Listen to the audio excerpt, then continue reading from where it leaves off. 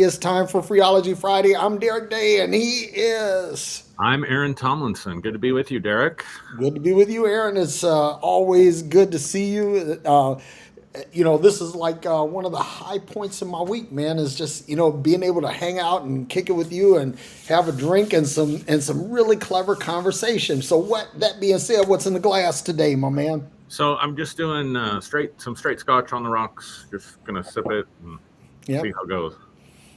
Well, I am kind of in the same vein. I've got some Uncle Nearest 1856, All right. some good Kentucky sipping whiskey, Mm-hmm. and got that going over the rocks. And like you said, see where it goes. Or as they say back in the hood, buckle up, motherfucker. No. So how was your week? You know what? My week was good. Being with my sweetie, and it's like peace and calm and tranquility, and I'm just grateful, man. I'm right now. I'm just I'm living my best life, man, and I'm grateful. So, Good. how about you? It was routine. Nothing. It was uneventful. So Yeah, yeah. I can say that nothing uneventful, but like I said, I haven't actually. I haven't checked my blood pressure this week, but I haven't felt like I had to. So, that's always a good sign. yeah. So Always a good sign. I feel pretty good. Hmm. But anyway, So what's our topic tonight, Derrick? well, you know what? I was thinking about this, and last week we talked about God without religion and having an open mind, Hmm. and today I kind of want to piggyback on that and talk about theology. Hmm. What is theology? Why do we study it? What does it yield? Is there a benefit to it? I mean, I just kind of want to kick it around because I had came. When we talked about this before, earlier in the day, I had more of a galvanized approach to this, but again, you guys thank Maya because she makes me a better person. She makes me kinder and more thoughtful.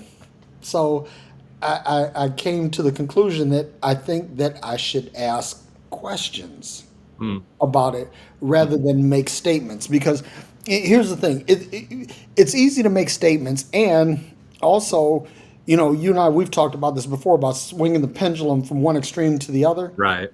And I don't want to get into I don't want to become pigeonholed as being this fundamentalist atheist or fundamentalist agnostic or fundamentalist anti-theist. I don't want to be fundamentalist anything because I want to reserve the right to change my mind. Yeah. And I want to reserve the right to be flexible, to be pliable, to grow. Yeah.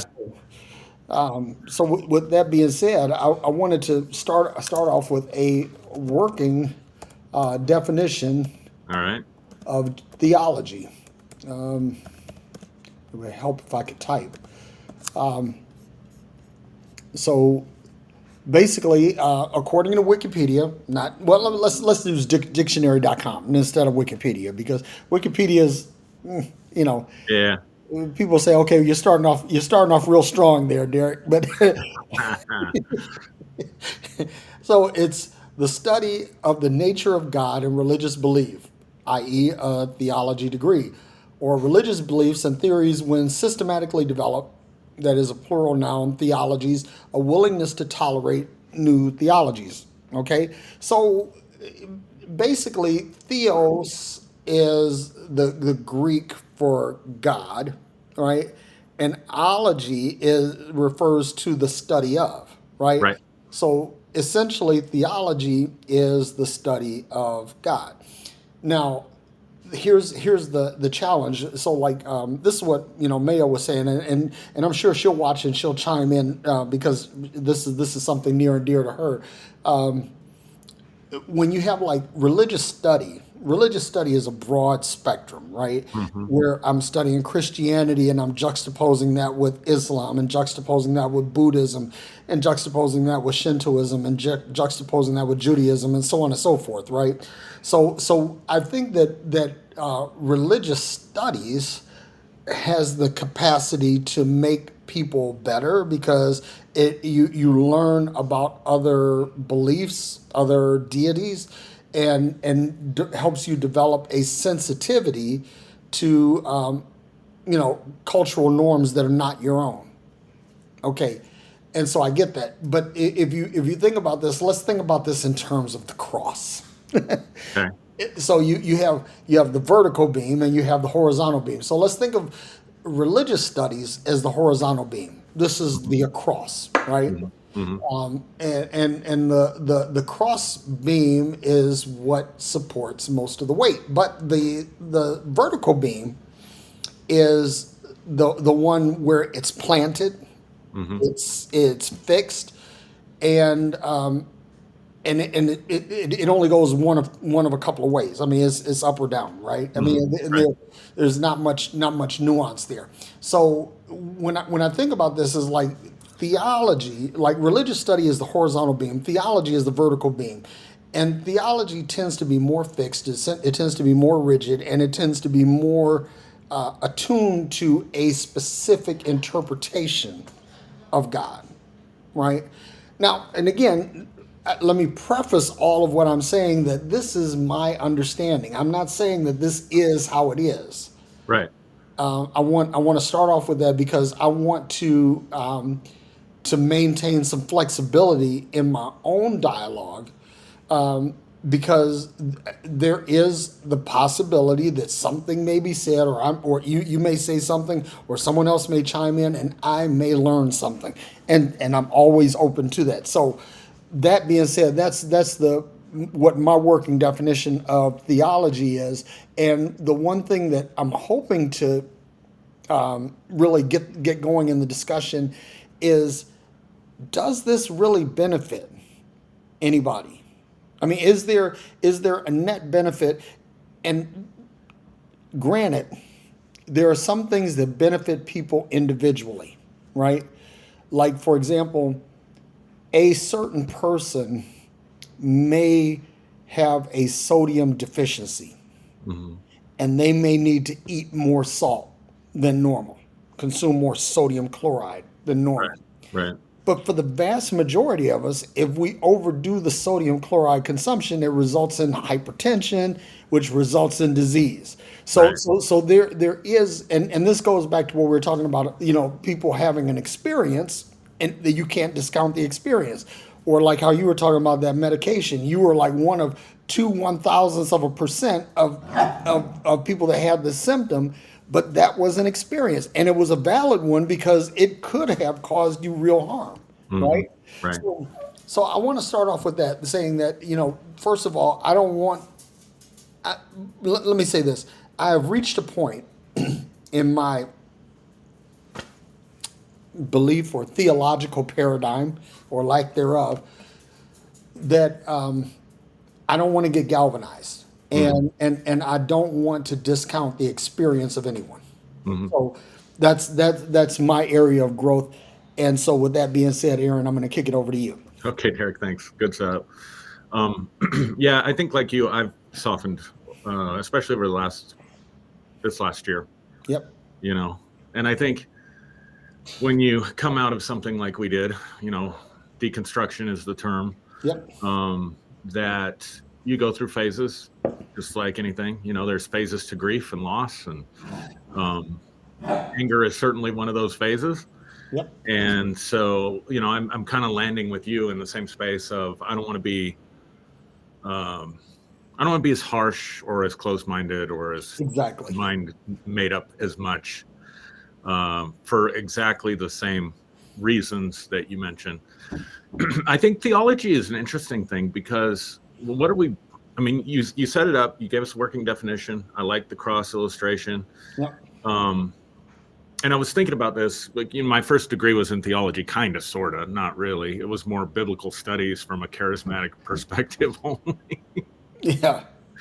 You know, it was really just not worth the paper it was printed on. Honestly, not even in ministry. You Yeah. know, um, first year in full time ministry, it's like, wow, I could brilliantly exegete the book of Romans or the book of Hebrews because I had to take a whole class on Romans and I had to take a whole class on Hebrews, or I had to Mhm. take a whole class on synoptic gospels.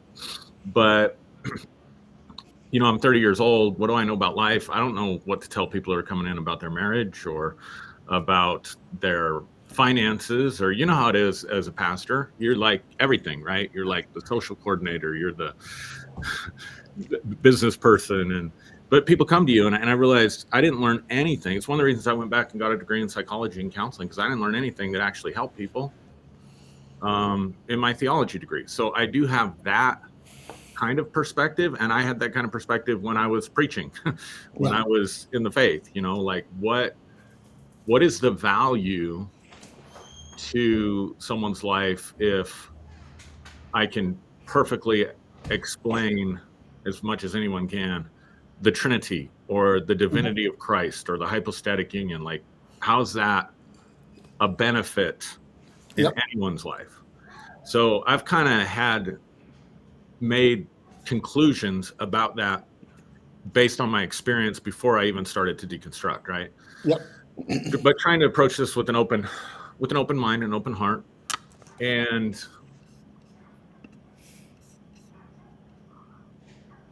again, there's a distinction. Like, if you go to a seminary, there's a distinction between getting a degree in theology and getting a degree in biblical studies.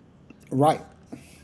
And but then there's also just, we're all kind of doing theology, right? I mean, even the atheists, Richard Dawkins, and the guys, I can't Yep. remember all of them, but the popular ones, Yeah. Yeah. in a sense, they're doing theology. They're just saying, there is no God, Right. and these are the reasons for that. And so in a sense, that's kind of theology. Yep. But at the end of the day, the beliefs that we have about God come down to a very individual kind of thing. So, and there's such a disconnect, right? There's such a disconnect between theology that goes on at an academic level and the person who's, let's just stick with Christianity, and the person who's sitting in the seat on Sunday. Like, complete disconnect.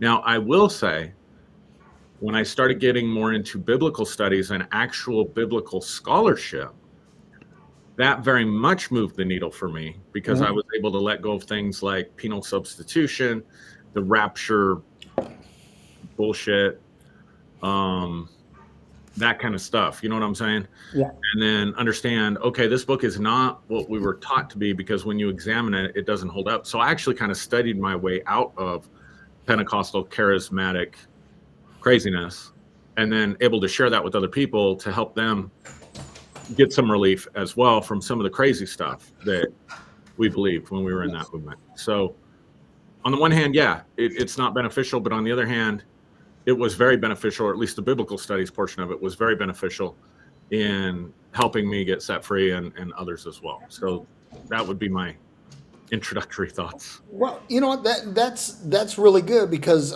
again, that's experiential, right? It helped you personally um, relieve yourself of some of the baggage of Christian religion, right? So it's it, and this is the thing that or my conclusion with this is that it can help individuals. It can help individuals be better, to have a better understanding of things, to be able to shake traditional understandings or misunderstandings, right? Hmm. But this was my framing of this, is that if you were to take a physician from the first century and Hmm. transport them into the 21st century. Now, you're not going to take them into the operating into the surgical theater. Not going to take them in there. You're not going to give them any of the tools, the instruments, or anything. You're just going to give them books. You're going to sit them in a room and you're going to give them books, and you're going to allow them to peruse and parse the books of the 21st century. This physician would come to the conclusion that humanity has reached a godlike state from you know first century CE to the Hmm. 21st century. Hmm. They would come to the conclusion that we have reached a godlike state. If you took an engineer or an architect from the first century and brought them into the 21st century, Same thing. They would say it's amazing what you've accomplished, that you have achieved a godlike state. An engineer, a physicist, a biologist, anything, even a philosopher or a psychologist, right? They would say that we understand more things about the human condition and the human mind than we ever have, right? But if you were to take a theologian from the first century and bring them into the 21st century, they would say, "Well done, good and faithful servant." Because what has changed? What has, if you look at the arc of theology as it, as it arcs toward the present day, what has theology contributed to the human condition? And this is a question that I've asked people, and I've asked this of theologians, and basically the answer that I've gotten is akin to how many angels can dance on the head of a pin. In other words, the answer is largely meaningless because they know that their intellectual discipline has done nothing to really advance the human condition. Now, and again, I don't want to take away anyone's experience because there are, like you said, that okay, when you left theology and went to study mental health, okay, now you're able to take some of what you learn in theology and bring that into into the realm of mental health, and you're able to do a little bit of comparison and contrast to see, okay, so this does help me. This understanding does help me, but does it help the broader human condition? And that's the challenge. That anybody that's listening, I would say, okay, where does this help? Like I was thinking about this. I drive a Tesla. Mm-hmm. And a lot of what makes the Tesla really extraordinary, like for example, the construction of the magnets in the motor, the construction of the battery arrays, Yep. the power bus that connects the batteries to the engine, and one set of power powers the car, all of the mechanical bits, and another electrical subsystem controls the radio and the wipers and all the headlights, the things that are running a normal car. But all of this is made possible because metallurgical science has advanced, the science of composites has advanced, and all of this has to do with physics. It has to do with chemistry, right? It has to do with engineering. Basically, the forming of aluminum into rigid components. That's a relatively new science, and so all of these things, the Tesla is not possible without the sum of all of these advances. And that's the thing. Or like you look at space travel. There's a module in the International Space Station. They haven't fully deployed it yet, but it's called the Bigelow. It's not inflatable, but that's kind of what it does. Or the Bigelow expandable module, expandable habitat, right? And it was designed by the guy who owns Red Roof Inns. I'm not kidding, right? And basically this module can expand to accommodate a group of astronauts, right? But when it's shipped to the space station, it's compressed. But there's a process that has to be done to expand it. And so this thing is made of exotic, carbon fiber and Kevlar stuff that makes it sort of meteor or debris proof in space, because something that's that thin skin, being attacked by any particle in space could be fatal, right? So this advancement in technology is making it possible for more people to share a habitat in space. So again, it's you think about electronics, things that make things like Android and iPhones possible, and things that make an Apple Watch possible. All of this is these are all things that actually advance the state of the art of humanity. Now, one last thing before I kick it back to you, because Maya had brought this up. She said, what about the nuclear bomb? The nuclear bomb it killed a whole lot of people, right? But the technology, the knowledge that came from the nuclear bomb led to nuclear power plants for submarines, led to nuclear medicine, which is helping to diagnose and treat, cancers and things like that. It has led to a lot of good. Luca, chill out, man. First you want to go outside, then you want to come inside. Can't make up your mind.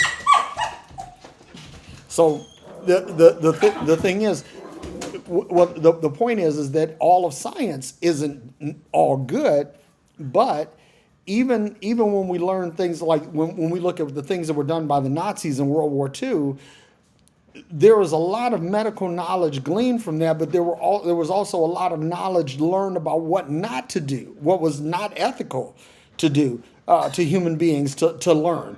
So all of that, again, leads to an overall advancement in the human condition, right? And that's the thing that I'm getting at. And so again, for anyone that's watching this, that's a theologian, I invite you to contest what I'm saying and prove me wrong. Because if I'm wrong, and there is empirical evidence that basically shoots down my premise, then hey, great. I mean, this is I'll chalk it up to a learning moment. But if not, then then you have to concede that maybe this is one of humanity's most egregious wastes of time. So you make some excellent points for sure. We've talked about this before. I don't know that we've ever done a whole No, we've never done a whole show podcast on it, but we've talked about it. It's come up and one of the points that I made in the past was specifically with Christian theology, the idea was to be faithful to true to the faith once and for all delivered to the saints, right? So the goal for a lot of streams within Christianity is not so much to advance, but to get back to, right? Right. And that's one of the problems that I see with it. But I will say this, and this is where I'm gonna bring in the consciousness stuff piece again, right? Like I feel like a broken record on this stuff. But no, dude, this is important. But everything you're saying is absolutely true, and it's all more or less the byproduct of science, right? Yep. Even architecture is math, basically, right? Yep. And science. And so we both agree, and I would agree with any buddy out there that's a scientific materialist, and I know you're not, Derrick, but if someone is, 100% agree that, and you say, in the last 1,000 years, bring a doctor. I mean, basically, George Washington died from strep throat, and they were bleeding him out, which was taking the white blood cells out of his system to fight any germs that he had, and that was just 200 years ago or whatever it was. So I think, we're talking about an explosion, a scientific revolution just in the last 200 years. And so everything that you're mentioning is impacting the physical realm and improving our lives because the physical realm is being advanced, whether it's communications, whether it's travel, whether it's cars, whether it's medicine, whether it's, all these different things. And science is the discipline for impacting and improving the material world, understanding the material world. Yep. Exploring it, solving problems in the material world. So I don't like the comparison. I'm not sticking up for theology, but I don't like the comparison because to me it's like, well, how has literature advanced the human condition? Like, just take any one of the humanities that you want. How has literature advanced or contributed to the human condition? How have the arts advanced or contributed to the human condition? Well, if you compare it to science, I mean, yeah, we can go to movies now instead of having to go to plays and stuff like that. Again, that's not a direct influence of the arts. That's the influence, again, of science upon the arts. So I Well, you know think what? when you're looking at physical stuff that's out here, you're not going to find anything that compares to science. I don't So think. here, let me say this, because what this is my challenge, right? Is that even the humanities, even literature, even art, right?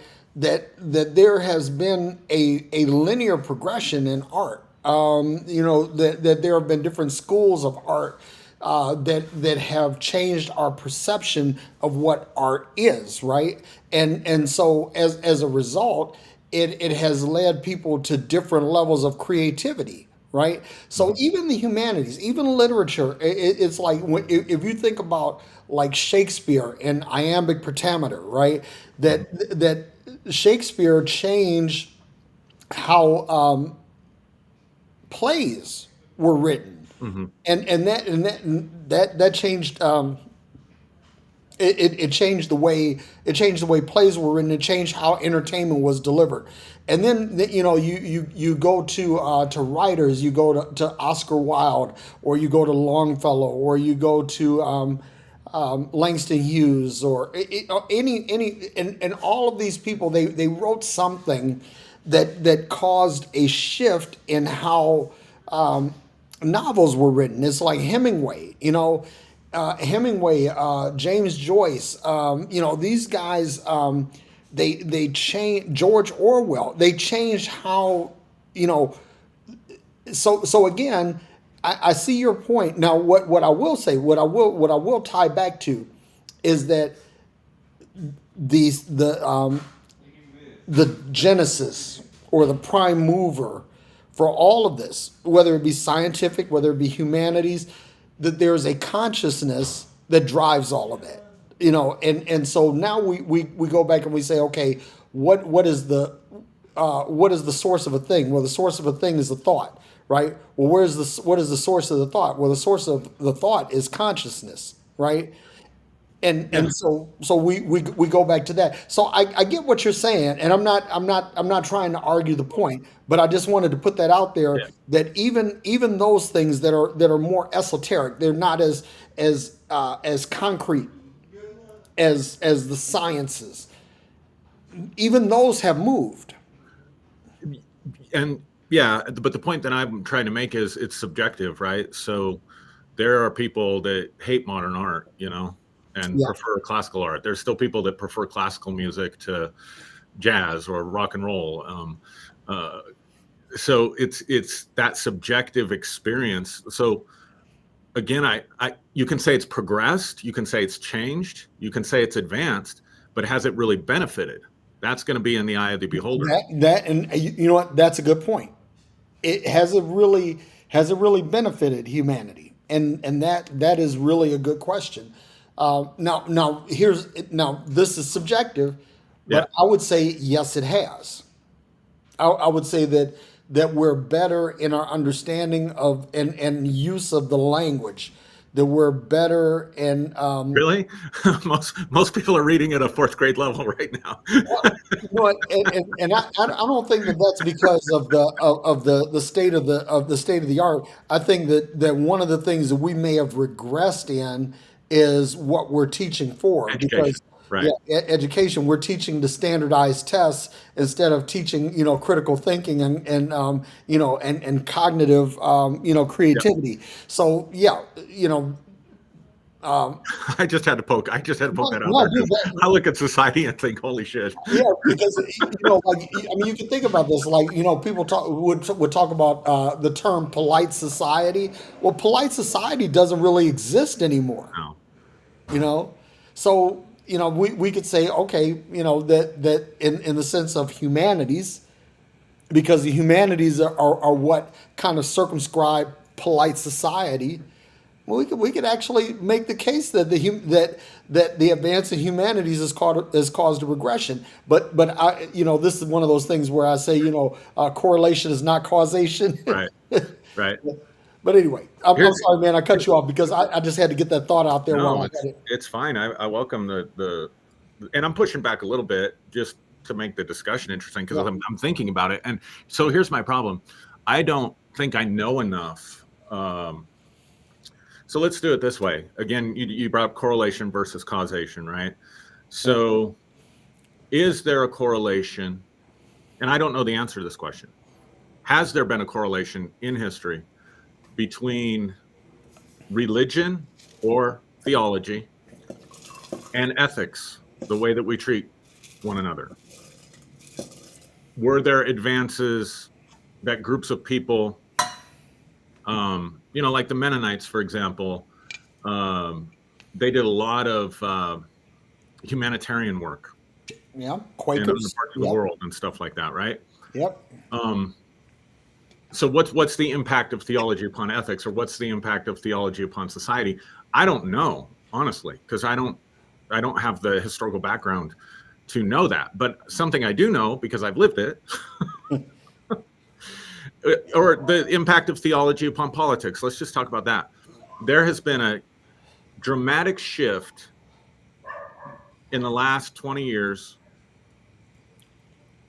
between, and you could speak to this more than I could, but look at the political landscape on the right and how much it's being driven by just hate-filled rhetoric, because kingdom theology, this idea that, the seven mountain strategy, that there's an earthly kingdom, that we need to bring the kingdom of God into the earth, meaning we need to take our interpretation of biblical laws and enforce it upon society, right? Like the ideal society for it to be heaven on earth is the Handmaid's Tale, right? Yeah.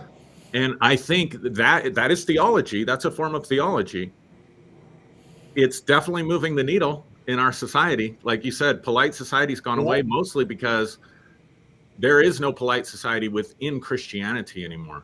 At least when I was growing up and early on, the first 10, 12 years of my Christian experience, polite society did exist in church. You were expected to be polite. You were expected to do for others. You were expected to take meals to people when they got out of the hospital or just had a child, or you were expected to, a lot of liberal policies, right? Like care for the poor. And these are values that I grew up with, and they're not there anymore because of this kingdom shift. Mm-hmm.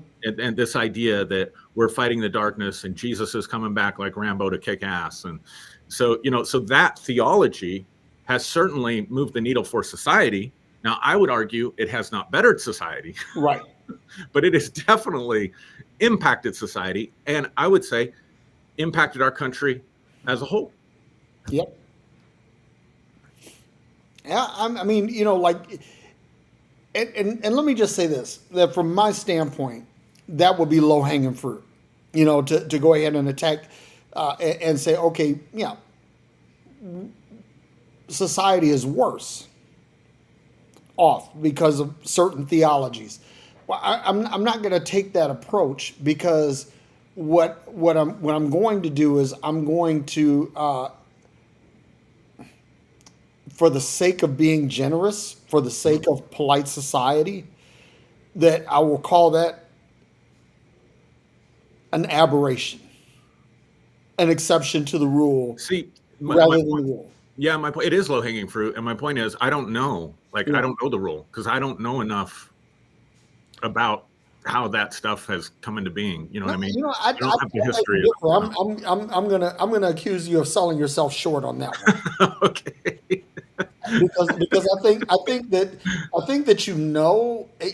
but here's the thing, that and here in our desire to maintain a vestige of humility, that there are times when we will know something, but we'll back off on expressing our gnosis, if you will, to drive home the point that I'm not a know-it-all. I'm not a quote unquote authority, although I may know enough where I could be construed as one. But I'm going to take this as a deliberate measure to back off. Yeah. Right. And so that's what I'm saying about you, because I do that, and you always call me on it. Dude, here's the thing. I'll tell anybody all the time that humility is an overrated thing. It's an overrated trait. I think that some people really should toot their own horn. If you know what the fuck you're talking about, by all means, talk about what you know and share what you know. Because in that regard, that advances humanity. Because even if you only reach one person, you have shared something that maybe the world doesn't know with at least one person. Yeah. So there are some people, like I see Jermaine Thomas out here, and Jermaine is one of these cats that he knows a lot, but he walks in this humility, Yeah. He when does. when he could really come out swinging the bat, right?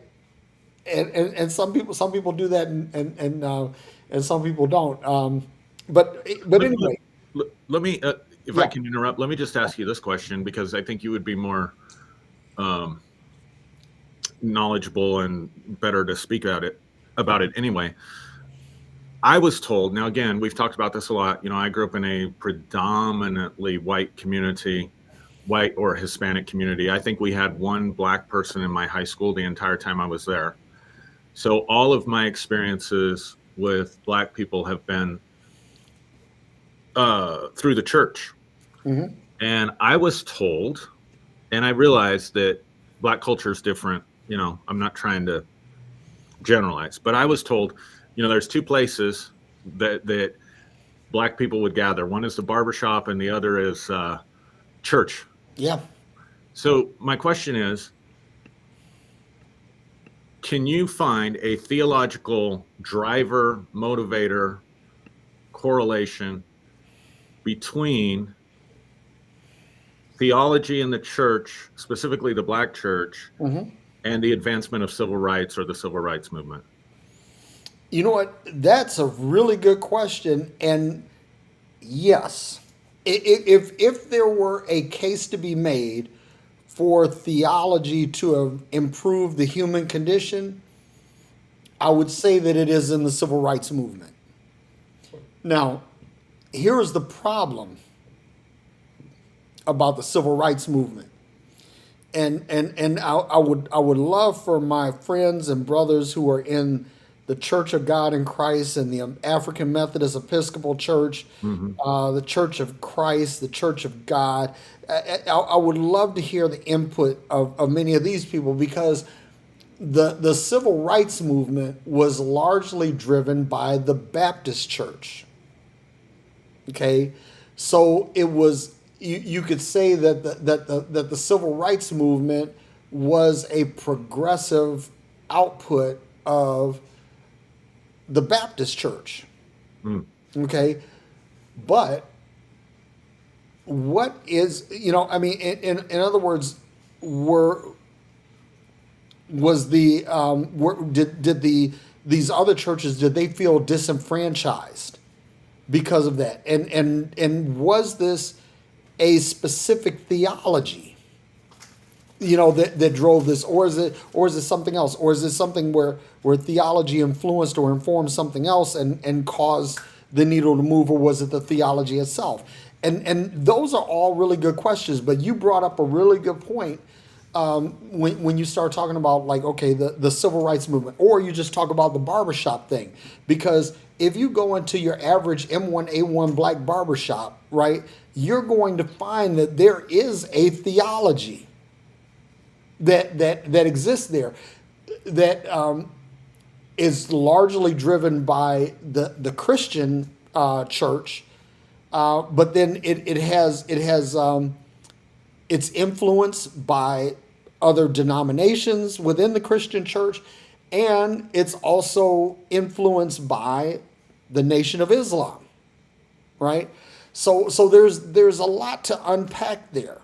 There's a lot to unpack there, and to your point, you could actually say that, and man, let me sit up right here for a second, because you could say that there is a theology that actually does move the needle, because this is something that does impact, a wide swath of a minority population.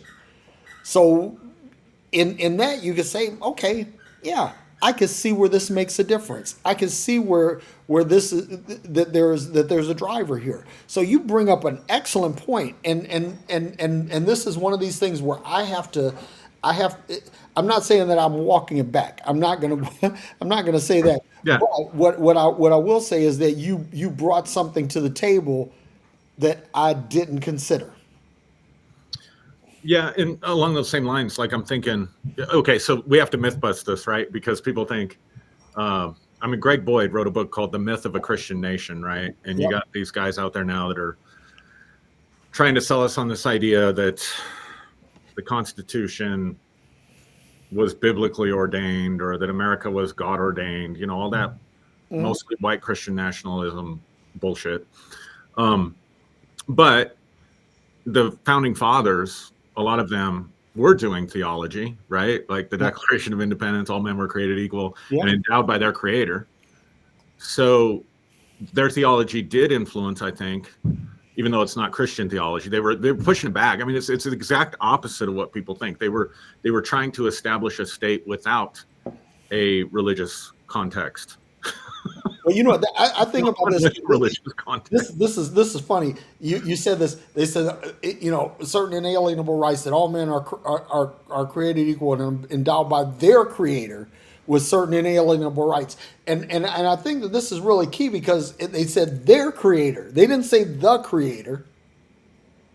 They left some room for interpretation there. But go ahead, man. I was you just hit me with something. I was like, damn, I just saw that. Well, I think that's what it says. Yeah, if I remember it from memory. Yeah. But so in that sense, you know, and there's a lot of problems with America, and there's a lot of problems with the founding of the nation, and there's a lot of, you know, bullshit that people believe out there about it.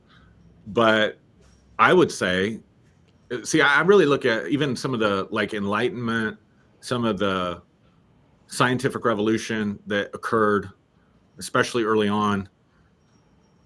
A lot of those guys, a lot of those thinkers and philosophers were trying to move the needle away from Christianity or the church specifically, not just Christianity, but you know, the Roman Church or the Greek Church, you know, state churches. We call them Greek Orthodox, Russian Orthodox, you know, Roman Catholic, you know, the Church of England, and so I think. But they had a different theology. They did theology differently. They did it more in the Hermetic tradition, rather than, you know, they did it in the more Platonic. And by Platonic, I'm actually meaning Plato. Yeah. Not like non-sexual. Right. That was informing their intellectual current. So again, that you could say that's a form of theology. I mean, I'm trying to come up with counterexamples or just like really think this through, because at the end of the day, when we talk about theology today, what is theology doing today that is benefiting or progressing society at all, or even touching society? Or does it just stay in the academies and they just write papers to each other and books to each other, and then, you know, papers to criticize books, and it's like they're having this debate amongst themselves, and if the average person tries to go and read it, they don't even know what the hell they're talking about. They, you know, I remember when I was getting into even just biblical studies, I would have to Google every paragraph to find out what a word meant or something, because it's a word that they use exclusively within that field. And a lot of the academics are that way. You know, it's not just theology. Right. If we were to look at it today, what could happen in theology that could advance or benefit humanity? It's really hard to point to something.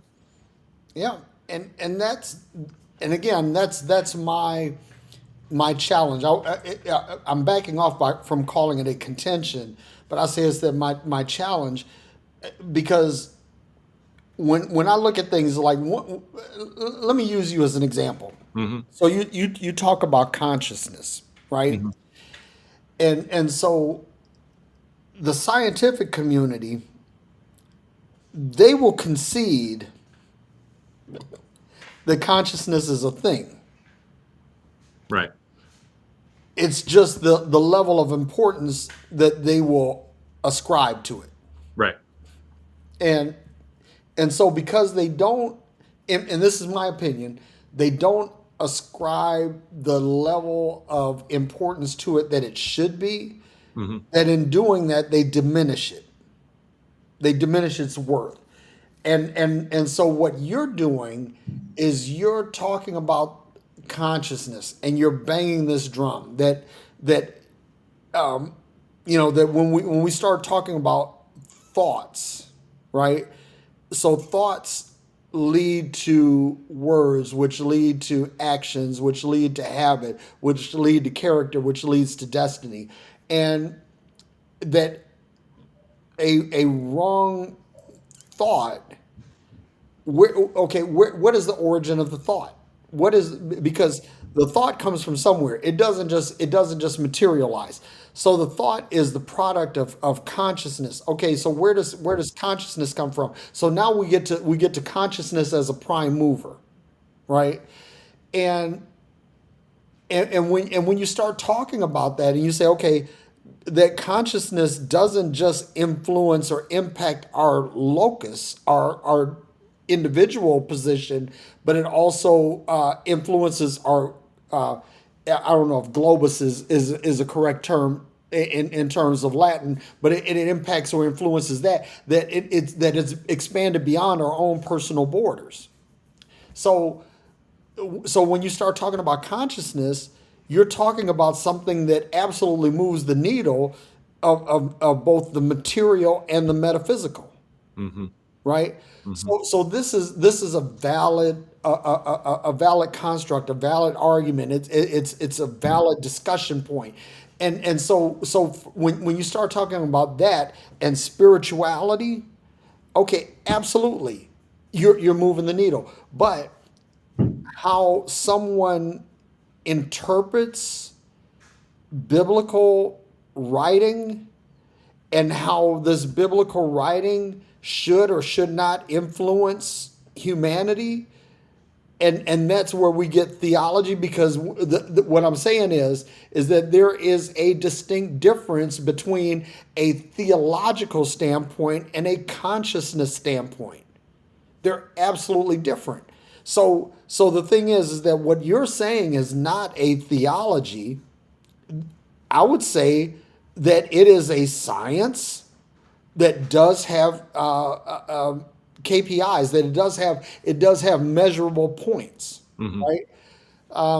And so but theology doesn't have that. And that's part of my challenge. That when I, again, if I look at chemistry and you say, okay, we understand things about acids and bases that we didn't understand before, and we understand a relationship between acids and proteins that we didn't understand before, and all of these things help us to develop better medicines, better treatments.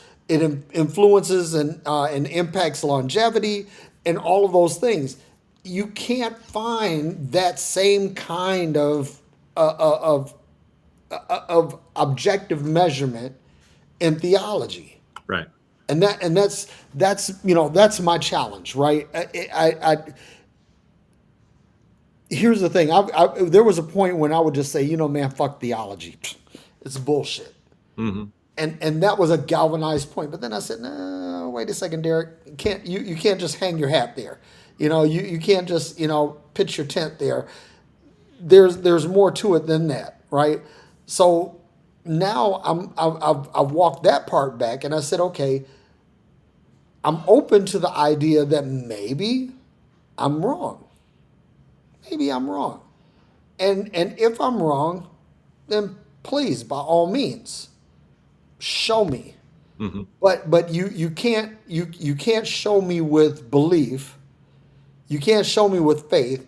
You're going to have to show me with something. You're going to have to move from the abstract to the concrete. Hmm. And that's the point that I'm getting at. If there is some measurable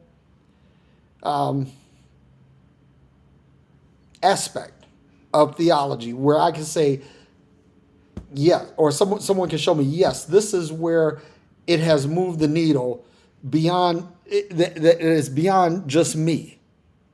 Hmm. because again, like when we talk about experience, I can never discount the experience of another person, but I can say that your experience is not valid to govern me, Right.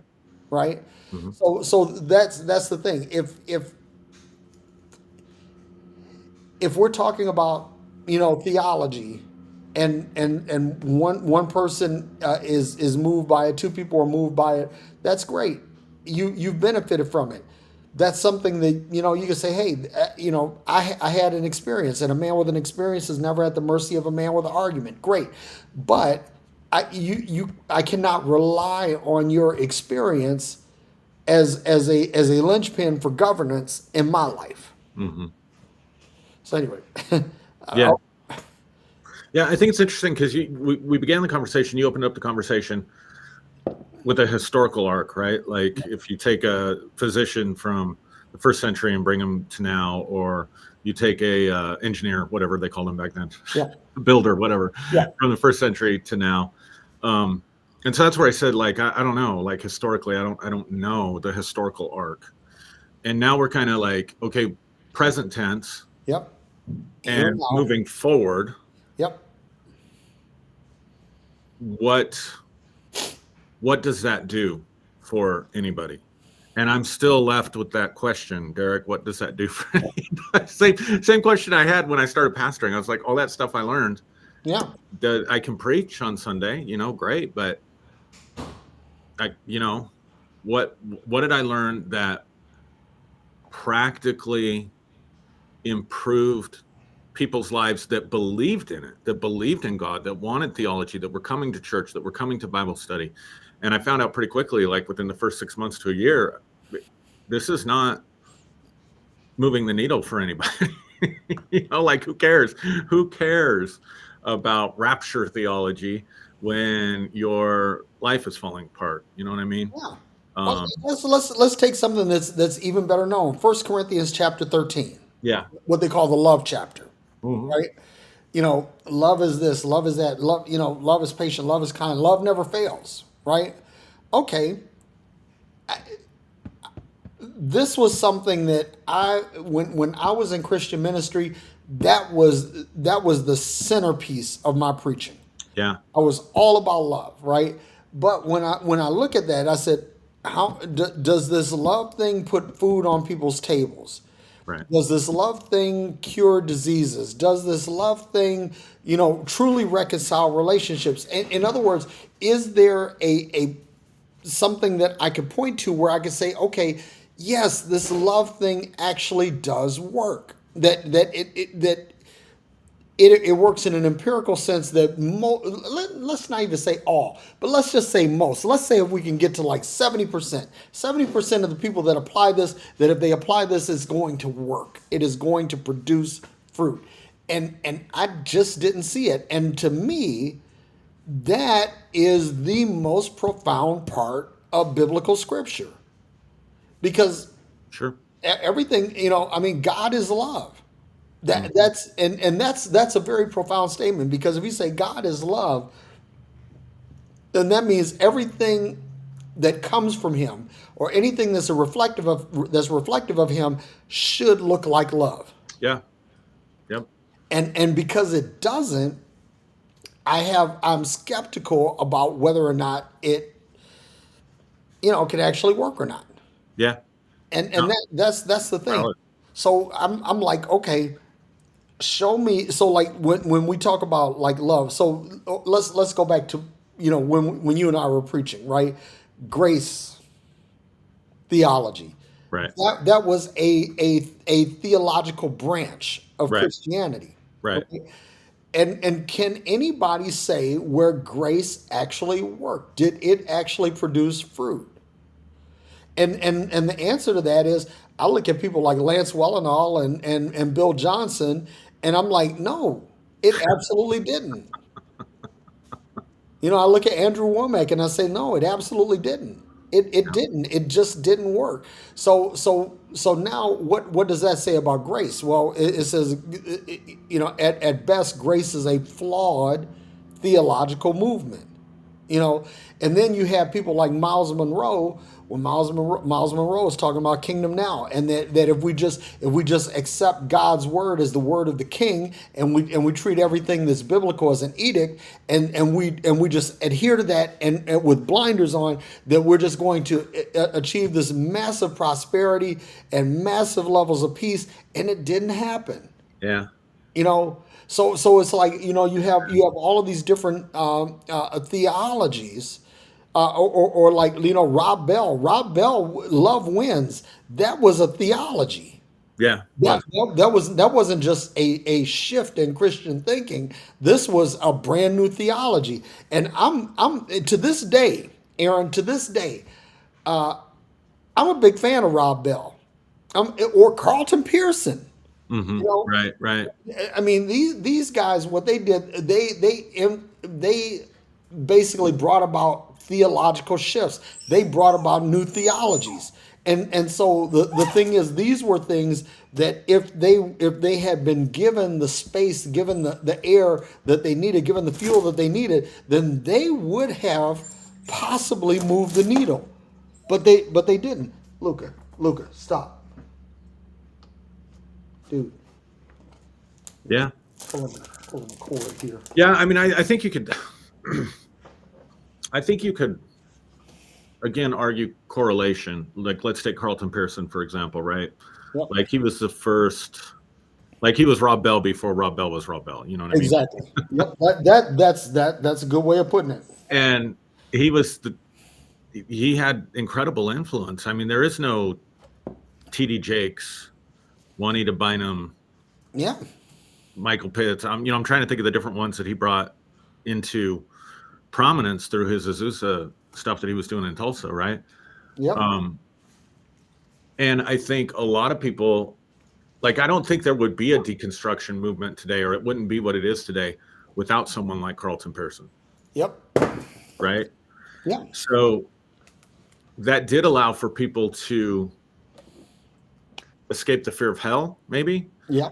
or work their way out of religion in general, or at least out of some of the toxic aspects of religion. Yep. I completely agree. It's like, this is the thing. Let me say this, that I think that Christianity and its subsequent theologies, Hmm. I think that given a sufficiently long timeline, Carlton Pearson is going to be regarded as a pivotal figure. Hmm. I mean, he's going to be a pivotal figure like Martin Luther, Yeah, I agree. because of what he said was such a seismic shift. But again, even when we have these seismic shifts, the Carlton Pearsons, the Rob Bells, the Shelby Spongs, right? Right. Okay, where did these theologies leave humanity?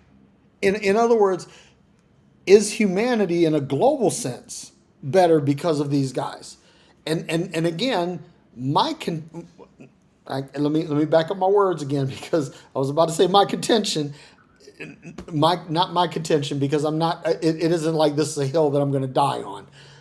But my challenge is, what was the net gain for humanity? Hmm. Yes, there were some people that benefited. I think that, like, if you talk about LGBTQ within the Christian church, you could make the case for Carlton Pearson moving that needle. You could, Absolutely. Yes. and Sure. that would be a valid argument, and that would displace my argument somewhat. And I'm okay with that. I'm not, or like Rob Bell, the same thing. Rob Bell came after Carlton. He said, "Hey, love wins. At the end of the day, it's all about love." And that that's a theology that did move a segment, but again, and this is where I may be asking too much.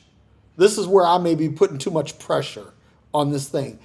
because I'm looking for a global needle. Like insulin. The discovery of insulin moved the entire needle of humanity. Yeah. The discovery of penicillin moved the polio vaccine. These are things that indisputably Right. move the entire needle of humanity forward. And so when I look at theology, I say, okay, I can find these segments where there was a movement, and it was not it wasn't specifically localized, that it was beyond a common border. But what did it do beyond? Let me put it this way: what did it do beyond Christianity? Yeah. So I would come back to it's because it's subjective. Like the great thing about science is that we can generally objectively agree on something that's measurable, verifiable, repeatable, right? Yeah, Um, it's just, how do you disagree with that? I mean, I know people do, but thinking people don't. no. Smart people don't. But Intelligent again, people don't, if right? I can go back to you and what you teach about the metaphysical, because this is the thing, this is what I get from what you teach, right? Is that okay? It isn't what we look at in terms of consciousness may not be immediately tangible, measurable, or repeatable. It may not meet all three of the criteria, but it'll meet at least a couple. You know, and so in that case, it has the potential to move the needle. And so you keep sharing this, and people keep reading and understanding this, that has the potential to change. And so and again, I'm all for that. even even if we go with the, let's just thought experiment here, right? Like even if we go with the presupposition that there is a God, let's say even a benevolent God, right? Yep. But clearly this God is invisible. He can't be studied, or she can't be studied. It can't be studied. Right. So theology is kind of a oxymoron in a sense. You know what I'm saying? Yeah. And so, yeah, objectively, science is going to move the needle globally, but because of the subjective nature, like someone in India that's practicing Hinduism is going to do theology different than a Muslim's going to do theology. Yeah. And a Jewish person is, rabbi is going to do theology differently than a Christian's going to do theology. And so, but at the end of the day, it's not verifiable because you can't study God, Right. whether there is one or isn't. Exactly. Even beginning with the presupposition that there is, you can't study God. Yep, and that's one of the So Maya and I were talking about this thing because she would say, how can you discern the mind of God, Hmm. right? And while I get that if it, like, okay, so like let's juxtapose that with what you're teaching about consciousness, right? So there's only so much that we can learn about consciousness because we're finite, right? Right. Where consciousness, as we understand it, is infinite, Right. right? So how can we discern this? How can we study this? But I think that we could study enough to have a practical application of it. And that's the problem that I have with theology, is that I'm looking for a practical application. I'm Right. looking for something that the average person can apply and make work, Right. right? Like say for example, we know that if you do cardio, Right. that it's going to help your heart and lungs. Right. We know that that's universal, and that depending on how you apply the cardio, you might actually lose weight too. Hmm. That's something that we can we can all agree on. But again, like First Corinthians chapter 13, if I'm applying this love principle, am I going to observe or expect to observe the fruit of the spirit? You know, And the answer to that is no. You can't. There's no way of proving that. There's no way of coming to a way of seeing that happen, with repetition. So anyway, sorry. Yeah, I mean, I don't know, man. I think I've said all I have to say on on the topic. To be honest, we're coming up on our hours, so Yeah, I I know, can't man. think of anything else to contribute to the conversation. This is my thing, right? And because of my respect for the experiential, Right. I can say that, if this works for you, great, rock with it, rock on with your bad self. But you can't say that this is something that's going to work for everyone. In other words, you can't make a universal concept out of this. What you can do. Okay, like here's an example. Like there's these new drugs on the market, that they were originally designed for diabetes treatment. Hmm. Wegovy and Ozempic, right? But they help you lose weight, and almost 100% of the people that use these drugs lose weight. Hmm. So you could say that and so what's happening now is there is this rush because these were drugs that were developed for the treatment of diabetes, type 2 diabetes, Hmm. and they happen to have a byproduct of losing weight. Now they're isolating the compounds and the way these drugs work, and they're saying, okay, we may be on the precipice of a drug, of literally a weight loss pill or a weight loss treatment that once and done, or you just do this, and you don't have to worry about diet and exercise anymore. This will help you lose Hey, weight. be a lot better than surgery, right? I mean, Exactly. those surgeries are brutal. And here's the funny thing that, like, right now, Medicare, Medicaid, these are not on the schedule of drugs that they can prescribe. But there was an article in the Wall Street Journal yesterday that basically is a physician that wrote that, yeah, we should make these drugs widely available because the effects that it would have on the overall health of Americans would outweigh I mean, it would outweigh any cost. The Yeah. benefits would far outweigh any cost. And so now we're coming up on something. This is a game changer. This Right. is something that for everybody who tries it, just about everyone who tries it, it works. Okay, so you know the thing is that when you look at um, So what you're saying is this is going to do for the fitness industry what Viagra did for the urology, for the ED community. exactly, and this is funny. Somebody had told me this recently. They said, that Viagra was actually a heart medication. Yeah, It was a blood pressure treatment medicine. for blood pressure, but it had this odd effect of producing boners. Who knew? And so now you have like multiple drugs that are designed to produce this male reaction.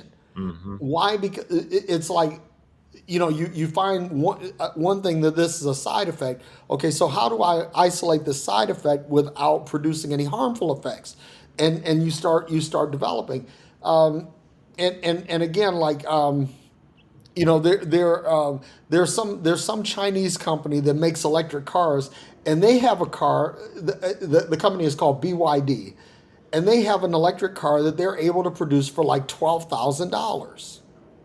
You know, can't bring it to the states yet, but this is a game changer. And why? Because they figured out how to scale the battery production and get the most out of this battery that doesn't weigh much, right? So they got a car. It only gets like 150 miles on a charge, but shit, man, it costs 12 grand. What do you expect, right? Yeah. But it's something that is going to advance the state of the art. That's something that's going to change things. And so for me, that's what I look at when I look at any field of intellectual study.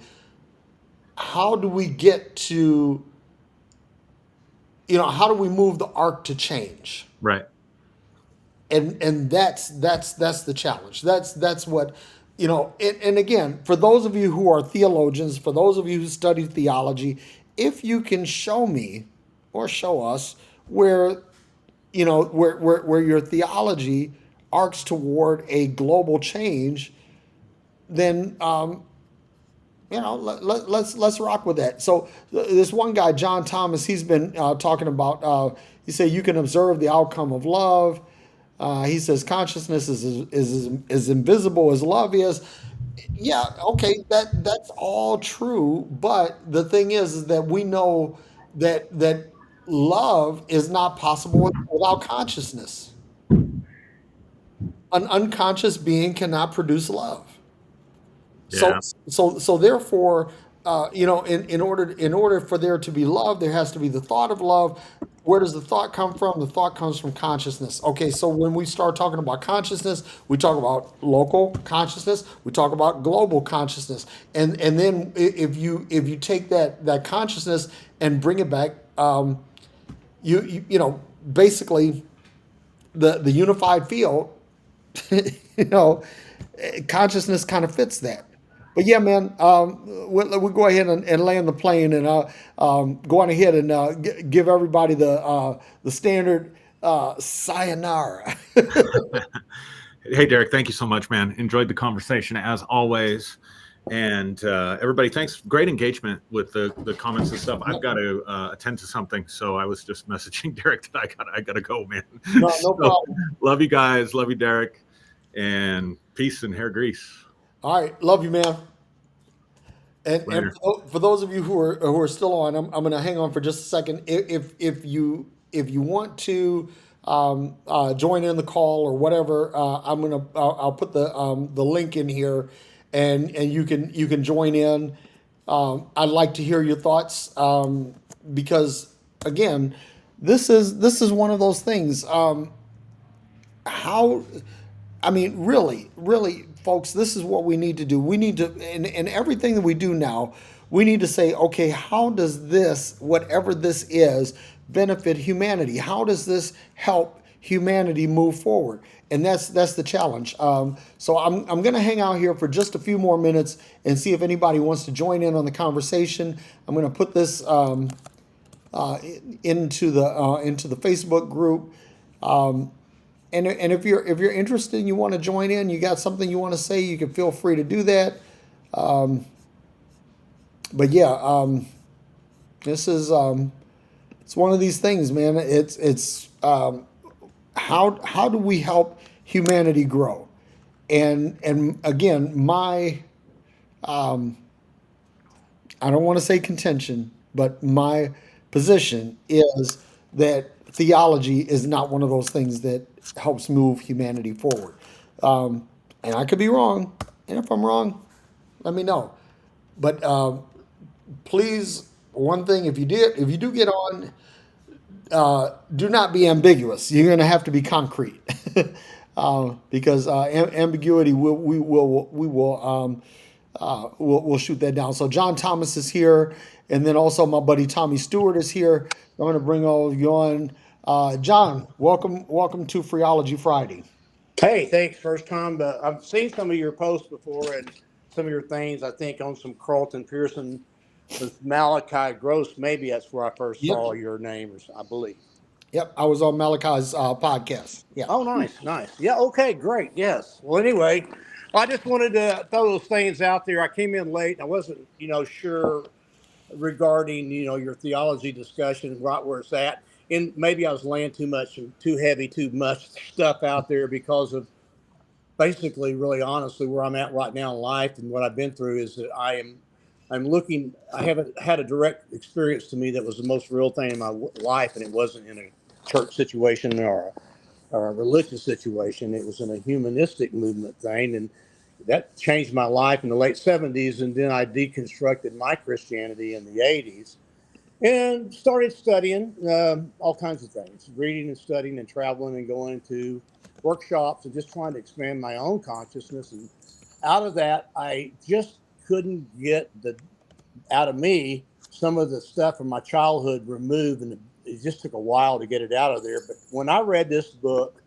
called Outcome of Infinite Grace, and this was something I was telling Carlton about a few times we visited, was something in the 80s I read, and was when I really got clear as to the hell situation and this all. What was it, that scripture that read that all would become one with the Father in the end of times, and blah blah blah and all that. And it dawned on me, and it became an insight that I went, oh wow, I feel this is real. It's real for me. It's true for me that this is real. And then I kept thinking about this absolute love that was presented to me in one of these workshops about the land of duality, the land of opposites we live in. That's what you're aware of, and how there was this, and it was told to me this way. And the guy didn't use God, and we could use God. He's basically he made a statement that love is absolute. It has no opposites, and it lives in a domain to where no matter what you do, it can't be changed. And I thought, well, that's a better description than this unconditional love that I was raised around, because I heard it, most of my life, but we never see it practiced. Oh, I love my neighbor unconditionally. Then my mom would gossip about him and say things. It was like, I started putting that together. It's like, wait a second, something's amiss. But I know it's a practice for me now, and I know it's not a favorable idea because it's abstract. But I do believe in me as a human being, and I like to call myself a humanitarian, for lack of any other words today. Not a Unitarian, but although I'm a Universalist, I do believe that all avatars at one time discovered love. And when they made that discovery, I think that was the main principle they tried to operate out of. And so, as a human, my love has been conditional most of my life. I So practice. let I me let practice. me let Yeah. me hit you with something, John, Yeah. because this is like what you're saying. Yes. And again, I've reached a point where I'm not going to discount anyone's experience. Yeah. The big thing that I'm looking for is, where does this move the needle? Where does this cause humanity to move forward? Where does the advancement of humanity happen as a result of this? And that's the challenge, because I understand that everybody has an experience. Everybody goes through something. Everybody experiences something. And Aaron and I talk about this a lot, and Tommy and I have talked about this a lot. That you don't want to discount anyone's experience, but where does this go? I mean, I'm looking for, how does this advance the overall condition of humanity? That's the challenge, and I haven't been able to find it yet. And I've hit a lot of heavy hitting theologians, a lot of well known theologians with this question. Where does this advance the state of humanity? In other words, the same way that chemistry does, that metallurgy does, that biology does. Well, that's a good question. And doesn't those matter or material things that you're talking about, biology, the material, and science, does that not continually evolve, just like consciousness? Consciousness is at the root of all of it. But, Well, yeah, see, that's, I guess, where I'm at right now is I'm trying to move the needle in the form of how can we experience, where in us is this thing that people can access, that I think would help humanity, myself. This is, again, and where it moves the needle is, I see a lot of people practicing a conditioned love that they're taught. And I think it's part of the older consciousness. I don't think it's going to fit in. I think in the future, we're going to see where people recognize the oneness they're going to start getting into quantum, and they're going to definitely recognize, why would you want to kill yourself? Yeah. Why would you want to load up and go out and blow yourself up? And that's what we're doing. Well, this is the thing. I'm a student of quantum physics, Uh-huh. and one of the things that the quantum is the unseen realm. Right. We don't know what a quark looks like. We don't know what a boson looks like. We have an idea. We're able to model it mathematically, Yes. but we don't know exactly what it is. But we do know that the application of quantum science, that it has advanced microcomputing, that it has advanced electric motors, that it has advanced battery technology, that it's advanced astronomy. It's advanced a lot of different things. So the thing is that we can point to a tangibility in all of that. Whereas with consciousness, we know that everything springs forth from consciousness, but maybe consciousness is what happens below the quantum level. But again, we don't know. The point that I'm trying to make is that when we look for what has moved humanity forward, that's that's the concrete thing that I'm looking for. I mean, we can get off into the weeds and get into abstracts, and we can get into concepts, but what I'm trying to find is what can we get to that actually empirically moves the needle. So John, I want you to put a pin in it for just a second. Tommy, I want to Yeah. I want to hear from you real quick. Oh man, my seafood. Josh Bowerman in the house. But Tommy, go ahead. Josh, hang in there, man. I'm going to get to you in a minute. Yeah, thanks again for having me on. Evening, everybody. Yeah, I was thinking, like, I jumped on late, um, like more towards the end there, but what you got me thinking about was when you were talking about, your argument about, how has theology actually advanced humankind, and you mentioned people like, the Rob Bells, Carlton Pearsons, who certain work they've done, like, or thoughts that they've presented, like, have brought some benefit, but I was thinking, okay, but is that really theology? And then it kind of gets into the, okay, well, how do you actually define theology? Because me, like, personally, as an atheist myself, I'm like, am I coming through all right? Or, Yeah. I, okay, I, okay. I was getting a little, sound like I was getting a little interference or something, but yeah, if it's just me, that's cool. But yeah, so I was thinking of that. Well, because obviously I can point to some theologians In a quarter who mile, merge onto do some, like, I-49 North. ooh, hearing some navigation. Josh, turn off the GPS, man. Well, that was my wife, so. Gotcha. But yeah, just I mean, because part of it is, for people who know me, I'm an atheist. So for me, it's like, is like theology, is it really different than just any kind of other philosophy? Because, like, I don't really believe in a God for it all to be coming from anyway. So to me, any sort of benefit that someone's bringing to the table through, like, the avenue of theology, it's real to me. It's really just something from themselves. It's almost like anything that's beneficial that's happening from theologians is almost in spite of the theology that they're working from, if that makes sense.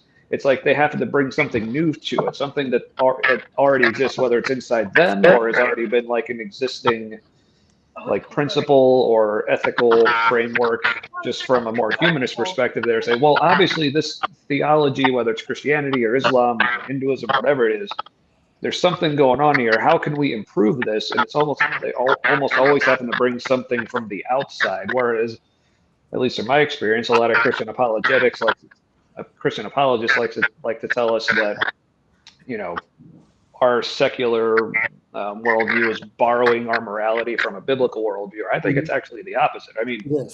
I mean, obviously humans existed way before the Bible and Christianity did. So our sense of morality, like, that's something I think that they took and they recognized was already in humanity, but wanted to put their own framework on, Yeah. obviously, like anyone wants to. But yeah, so that's kind of my 2 or 3 or 7 cents, whatever it is, adjusted for inflation. Well, Tommy, I appreciate your contribution always, man. But I want to give a shout out. I want to introduce the illustrious Josh Bowerman. What's up, man? Warriors Way Sensei, Jeet Kune Do specialist, my friend, my brother, my teacher. It's good to have you on, man. Yeah, man. I'm glad I get a chance to get on. The topic's great. It's just so. I mean, you could go all night about this. You Oh, yeah. know. Yep. My take is so when I think of deconstructing, I don't think of it as like with my experience and my belief. I don't look at it as a destruction. As more of like what we always used to talk about. If I want to make something useful for me, I've got to strip away all the bullshit. Yep. And I've got to get down to the bare bones. And one of the things when you guys were having a discussion earlier, I thought about I've been to a lot of different denominational churches. Experienced a lot of stuff. And the thing that's always irritated me is that like the main. I don't even like to say follow the Bible. I like to say follow Jesus' teachings because to me, the rest of the Bible is it's someone else's interpretation, Yep. and I don't want to sit and listen. I don't want to go to church and listen to someone tell me about Paul. I could really give a crap, honestly. Right? I don't care what Paul. That's his experience, right? I mean, Jesus said that it's supposed to be your personal experience with God. It's supposed to be what you take of it, and that's where I always ran into contention with people was you had to fall in line with what the teaching was. Like Yep. this is the denominations. This is the way we believe. And it's all a bunch of crap because it's supposed to be that you follow Jesus' teaching. That's your training, and then you go out in the world and you make a difference. Yeah. But now all the churches they amass such a populace that they've got. It's almost like their own little army, and then it's all about control. They want control of everything. But it's supposed to be us going out and making individual efforts off our experience, what we believe, and not what we're being taught and told. And that's what, the most irritating thing ever to me would be to sit in church and hear a guy preaching and saying, this and that, but no one's following along. No one's actually reading about it. They're just taking the guy at his word, and they're not actually going and researching and figuring out if that's what they actually believe. They're Yep. putting their faith in this guy. So Josh, I want to kick something back at you, right? Because we studied the Warriors Way system, which was built largely in Jeet Kune Do, right? And Yeah. Bruce Lee taught Jeet Kune Do as something that where we could include what works for us and exclude what doesn't work for us, right? And this created a paradigm that every martial art had to subsequently contend with, right?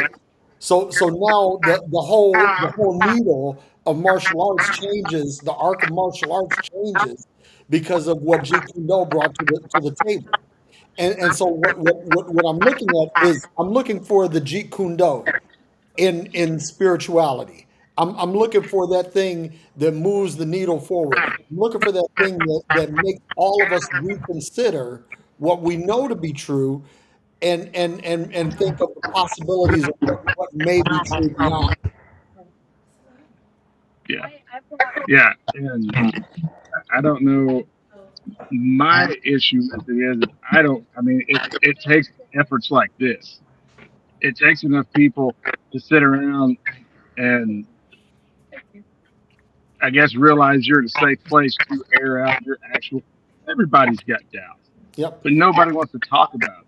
And that's the problem I always found was if you're that weak in your faith, because like I would sit around, you know, at like teaching a Sunday class or something, and it becomes apparent that it's no different than our government. It's like you got a bunch of guys who are trying to feel like they're in control of something, and they missed it. Like I honestly don't understand that. Why is it that like I know that you talked about the Council of Nicaea before, right? But That's not taught in your church. You're not given that option to give in all the facts of how things have been brought about. So it's like until we all get comfortable enough to air out what we feel is wrong and Mhm. air out like what we might not believe, I don't know. Like I said, it you say JKD, but JKD came out because it took Bruce Lee going against the norm and speaking out Yep. and getting out there and actually putting his if you want to call his belief and his faith in his art, he put it out to the test. I mean, that's he would get out. He would go to he would go to martial arts competitions. He would put on demonstrations, and then he would challenge people to come up. Yep. And that was his thing is prove me wrong. And I always loved that and Yep. adopted it because if you can prove me wrong, well then maybe I need to see I need to see what that's about. But too many people are scared to be proven wrong. Yep. Hey guys, I'm loving this conversation, but I'm going to go ahead and wrap it up. John, send me a friend request. I don't invite people into my space very often, but I'm inviting you.